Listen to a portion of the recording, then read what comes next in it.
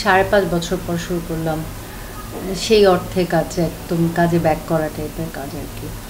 মাঝখানে একটা সিরিজে করলাম কিন্তু ওইটা খুব একটা প্রিপেয়ার্ড ছিলাম না। আমাকে শিহাব ভাই বলল, জাস্ট রাজি হয়ে গেলাম। একদিন শুটিং করেছি, প্লাস ওটা সিজন 1-এ তেমন একটা কাজ ছিল না, মুখরা ছিল। তো সেই অর্থে আসলে ওটাকে কাজ ধরবো না। আজকে শুটিংয়ে প্রপার শুটিং একদম 5.5 বছর। এই পথিক সাধন বাসার ওরা যোগাযোগ করলো, বললো যে আমি আসলে সিরিয়াস কিনে কাজ করার জন্য। আমি বললাম আসলে ডিপেন্ড করে যে গল্পটা কীরকম। তো ওরা আমাকে যখন প্রথমে নামটা বললো ভালোবাসা ভালো রাখার উপায়, তখন আমার মনে হলো যে না, কাজটা একটু ডিফারেন্ট হবে, আমি করতে চাই। গল্পটা আমাদের দৈনন্দিন জীবনে অপরিহার্য একটা অংশ, যে আমরা সম্পর্কগুলোকে যত্ন করি না।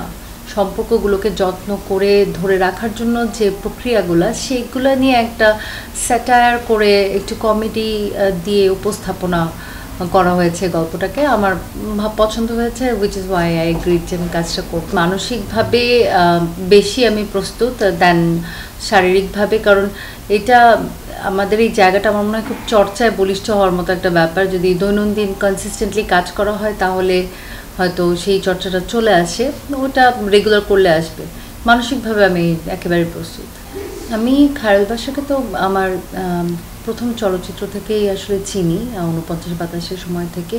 আমার তখনই মনে হয়েছে যে ও আসলে গুণের দিক থেকে খুবই বলিষ্ঠ একজন অভিনেতা, কারণ ওর কণ্ঠস্বর, বাচনভঙ্গি, উচ্চারণ, শব্দের ভাণ্ডার, অভিনয়ের যে প্রাণবন্ত সাবলীল উপস্থাপনা, সব মিলিয়ে আমার মনে হচ্ছে যে ওর আসলে একটা খুব চমৎকার অভিনেতা। ওই অভিনয় শিল্পের জায়গাটা থেকে আমার মনে হচ্ছে ওর সাথে কাজ করতে পারে আমি খুবই আনন্দিত। আমি খুব খুশি যে ওর সাথে কাজ করতে পারছি, বা আমার কামব্যাকটা ওরকম হচ্ছে। আর প্রতীক সাধন ভাইয়ের কিছু কাজ তো আমি দেখেছি, তার উপস্থাপনাটা আমার ভালো লাগে। আজকের প্রজেক্টের ডিরেক্টর প্রতীক সাধন ভাই, তো ওনার সাথে আমার বেশ কিছু কাজ করে এই পর্যন্ত অভিজ্ঞতা খুবই ভালো। তার হয় কি যে সচরাচর আমরা যে ধরনের বিষয়াশয়ের ভিতর দিয়ে যাই সেখান থেকে সে গল্পটা পিক করেন, বা আপনার প্লটটা পিক করে আর কি, যে এই প্লটটা নিয়ে কাজ করি। তো এই নাটকের নামকরণ হওয়ার কারণ হচ্ছে এটাই, যে ভালোবাসা ভালো রাখার উপায়। তো আমাদের মধ্যে যেটা হয় যে আমরা সবসময়ই এই ধরনের দোষারোপ করি আর কি, কাপলগুলো বা সংসারেও এটা চলে যে সে আমাকে বুঝে না, আমি তাকে বুঝি না। তো আমার কাছে মনে হয় যে মানুষ আজীবনই একসাথে থেকেও আসলে একজন আরেকজনকে বুঝতে না পারার এই যে এক ধরনের বিড়ম্বনা এটার ভিতর দিয়ে যায়। শালীন ফারজানার সাথে আমার প্রথম দেখা হচ্ছে 49-52, এটা 2019 সাল বা 18 সালে, মানে 7 বছর আগে আর কি। তো ওটা কত দাঁড়ায়, ও যেমন বলছিল যে 7 বছর পর বন্ধু তোমার সাথে দেখা। তো আমাদের বন্ধু বলার কারণ হচ্ছে, বা বন্ধুত্বের জায়গাটা ওই 49-52 ফিল্মটা করতে গিয়ে সেখানে আমি তার বন্ধু ছিলাম।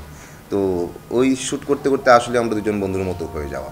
তো এই গল্পটা যখন হলো তখন আসলে তার কথা আসলো যে আমরা এই দিকটা এগাতে পারি কিনা। আমারও ভালো লাগলো যে যাক, বন্ধুর সাথে দীর্ঘদিন পর কাজ হবে।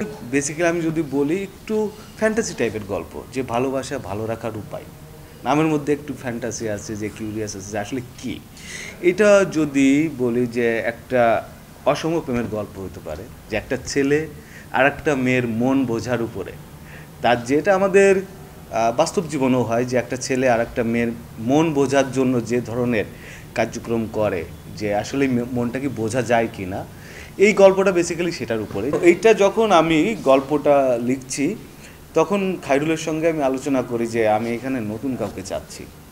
আমি পরে ভাবলাম যে কেউ হতে পারে 3-4 জনের নাম মাথায় আসছিল। পরে আমার হঠাৎ করে মনে হলো যে শার্লিন আপু তো অনেকদিন স্ক্রিনে নেই, তো আমি ওনার সাথে কথা বলতে পারি। তো শার্লিন আপুকে যখন বলা হলো যে এরকম একটা গল্প করতে চাচ্ছে, আপনি কি ইন্টারেস্ট না, সে খুবই স্বাগত জানিয়েছে আমাকে যে হ্যাঁ আমি কাজ করতে চাই। এবং গল্পটা তার সাথে যখন শেয়ার করে বলছে হ্যাঁ আমি এটা করবো।